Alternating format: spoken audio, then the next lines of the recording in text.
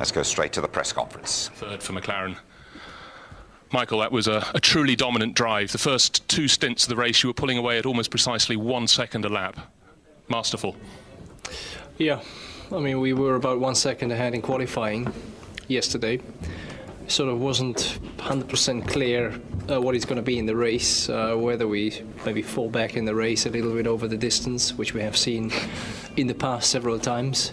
But then I have to say that the tyres Bridgestone has developed have performed very well in qualifying, which was a little bit lacking last race, but kept their consistency for the race, and that's something obviously we're very happy about. And then our car especially is obviously simply the right circuit for it. I mean, our guys, our team, they have done a tremendous job over winter time, and again, as I said, this circuit shows really what our engineers have done.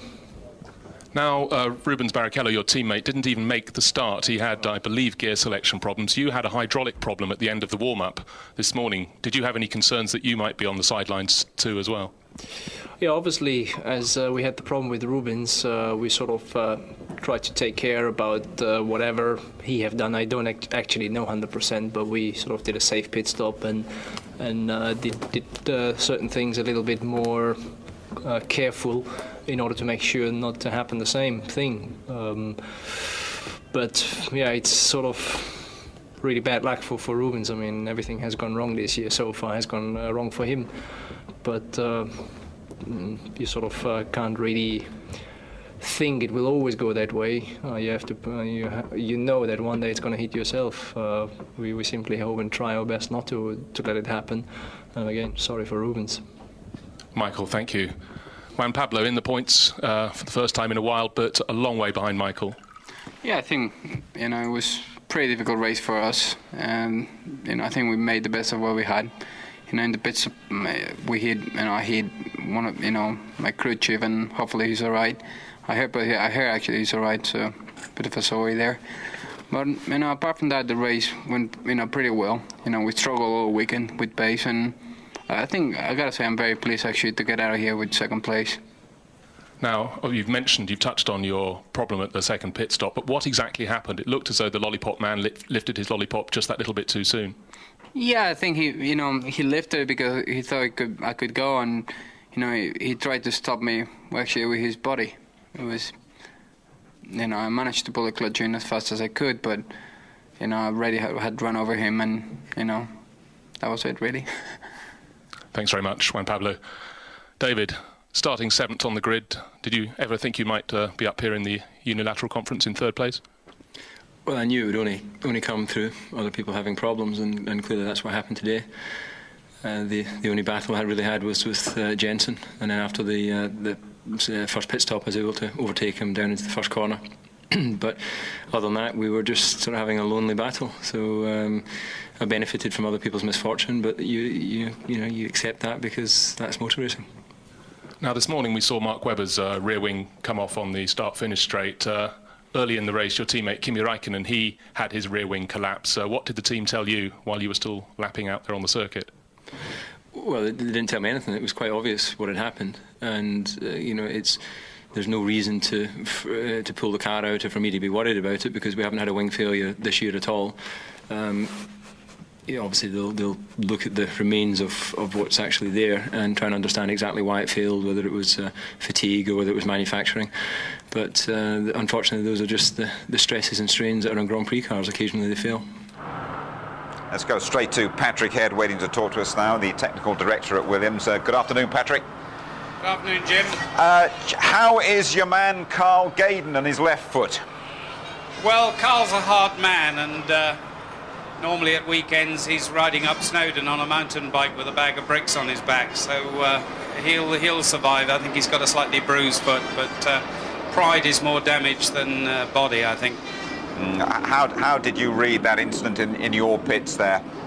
Well, I think we'll have to talk about it in detail because I don't know exactly what happened, but somehow Juan Pablo, maybe Carl moved the board up a bit early while the fuel was still engaged. I don't really know, but whatever it was, the Juan Pablo moved before the fuel was disengaged and before Carl was out the way, but it may well be that he'd been given a signal that suggested he should. So we'll obviously talk about it and make sure it doesn't happen again. Okay, thanks for that, Patrick. Could you explain to us exactly what happened to Ralf Schumacher?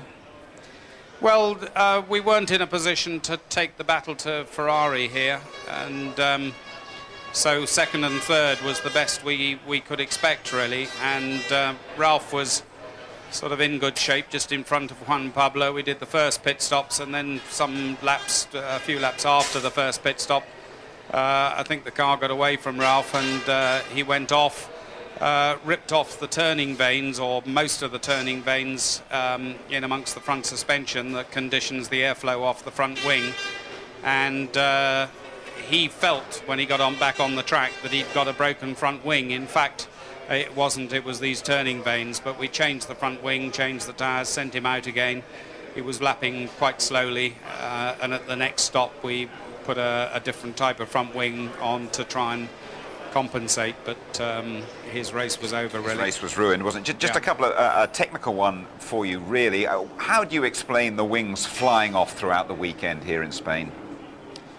Well, I mean, obviously we saw a couple of front wings and a rear wing on the Minardi, and then the one on the back of the McLaren. I mean, I couldn't say anything about any one in detail because I don't know any of the parts, but certainly here the aero loadings are pretty high, and there's a lot of rumble strips, and that gives you a lot of lateral vibrations. So when they're stressed, you have to allow for the aerodynamic force, but also for the lateral vibration as well. And presumably somewhere in there hasn't been adequate allowance. But as I say, I'm commenting without actually seeing the components. We appreciate your insight as always. Patrick, thank you very much indeed for joining us. Thanks, Jim. Yeah. Okay, let's go and have a word with Adrian Newey now, shall we? He's waiting to talk to us in the pit with our reporter, and it's Ted Kravitz. Adrian, can you tell us what happened to Kimi's wing, first of all? Well, we're going to have to go through it in a little bit more detail, but it looks like a structural failure of the end rib in the lower wing, which caused the whole upper wing to collapse. So a structural failure. Were you worried that might happen to David's car? Worried, yes. We looked at the mileage sheets. We think it's a fatigue failure, and in a couple of weeks' time after this, off we go to Austria. The full ITV service throughout the weekend on this channel. Qualifying live 11:30 on the Saturday. The race just after midday on Sunday. Highlights at 11:45. We have seen a few wings flying around the Catalunya circuit. No chance, though, of anyone clipping the wings of our flyaway winner, Michael Schumacher. Bye-bye to you all.